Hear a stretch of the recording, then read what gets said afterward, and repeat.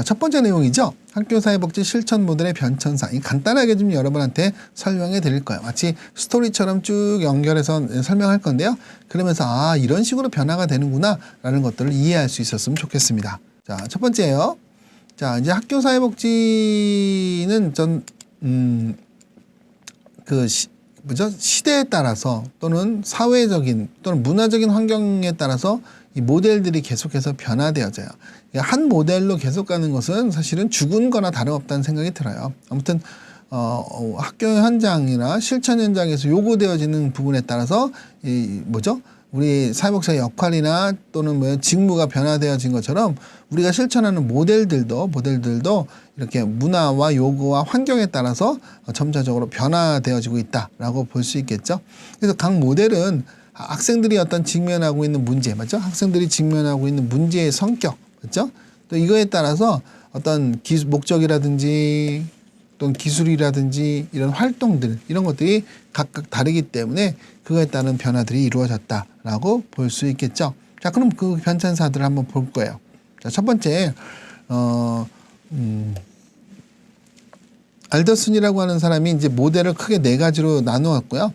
그 다음에 이제 커스틴이라고 하는 사람이 이제 거기다가 추가를 더했고, 그 다음에 나머지 모델들 이제 실험을 하면서 다양한 모델들이 더 추가되었는데 그 중에서도 이제 제일 큰 틀을 만들었던 분이 이제 엘더슨이라고 하는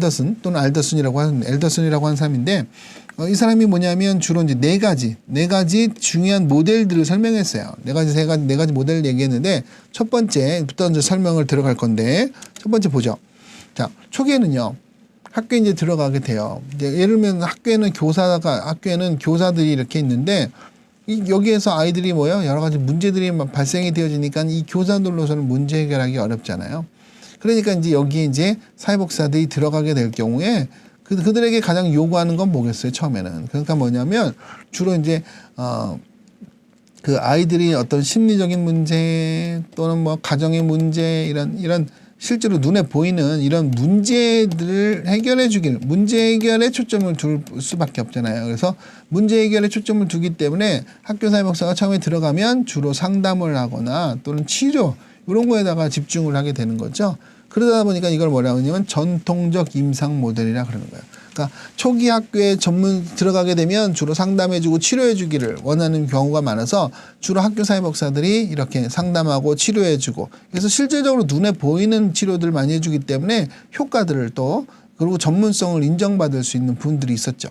그런데 학생과 가정을 이렇게 중심으로 해서 문제를 해결해서 이 모든 문제가 끝났으면 끝. 그런데 그렇던가요? 그렇지가 않잖아요. 그렇죠? 우리가 이제 하다 보면 문제가 이제 문제를 해결하려고 그랬는데 이게 한계를 느꼈어요. 무슨 한계인가 봤더니 학생들에게 영향을 미치는 학교의 다양한 규칙이나 제도, 학교의 어떤 잘못된 규칙이나 제도 또 이런 것들이 오히려 학생들에게 이런 부적응을 유발하는 경우들도 너무 많은 거예요. 그러다 보니까 학교의 변화가 요구되어져. 그래서 학교 변화 모델이라는 것이 이제 나오게 됐다는 거죠. 그래서 학교사회복지사는 주로 뭐냐면 학교 내에 불합리한 규칙, 제도 이런 것들을 바꾸려고 하는 거죠. 제가 2003년도 계속 2003년도에 미국에 갔더니 미국에는 어떻게 하냐면요. 학부모들한테 교칙을 먼저 학교에 입학하기 전에 그걸 먼저 읽고 거기다가 사인해야지만이 학교에 입학이 가능해. 거기 보면 학교에서 뭐뭐 해야 된다 이렇게 하잖아. 자, 그거 읽어보고서는 불합리한 게 있었으면 그거에 대해서 그냥 사인할 때 여러분 그냥 안 보잖아요. 아무래도 사인한다 그러면 더 집중해서 보게 되잖아요. 그러다가 불합리한 게 있으면 이거 왜 이러냐라고 따질 거 아니에요. 그러니까 요런 것들이 바로 학교 변화 모델의 아주 대표적인 부분이라는 생각이 들더라고요. 그래서 거기에는 뭐냐면 다문화가 많다 보니까 거기에 한국어도 있고 중국어도 있고 일본어도 있고 이래요. 그러니까 학교의 제도라든지 이런 것들을 부모가 분명하게 알고 들어와야 된다 이런 얘기예요. 그렇죠? 자, 이렇게 해서 이 학교의 변화의 노력을 계속해서 이런 제도나 규칙이나 이걸 바꾸려고. 근데 그럼에도 불구하고 문제 해결이 잘 안 되는 거예요. 특히나 저소득 지역에서는 이런 문제가 오히려